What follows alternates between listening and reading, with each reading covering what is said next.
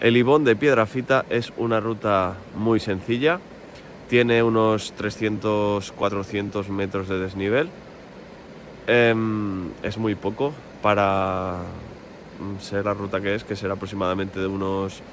La última vez que la hice fueron unos 10 kilómetros, una ruta circular.